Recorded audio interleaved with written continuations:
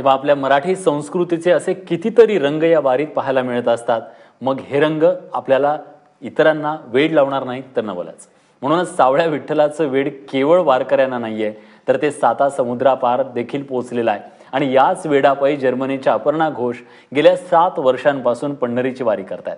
विठूनामात दंग असलेल्या या जर्मन माऊलीनं खास एबीपी माझासाठी गायलेला हा अभंग आपण ऐकायलाच हवा. पुंडलिक वरदे हरी विठ्ठल श्री ज्ञानदेव तुकाराम. रूप पाहत लोचनी सुख झाले वो सजनी, सुख झाले वो सजनी, सुख झाले वो सजनी. तो हा विठ्ठल बरवा, तो हा माधव बरवा, तो हा माधव बरवा, तो हा माधव बरवा.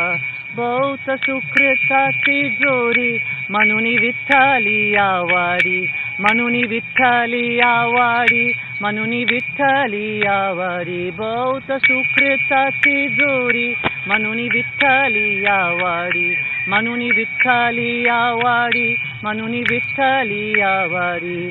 तो हा विठ्ठल बरवा, तो हा माधव बरवा, तो हा माधव बरवा, तो हा माधव बरवा. तो हा विठ्ठल बरवा, तो हा माधव बरवा, तो हा माधव बरवा, तो हा माधव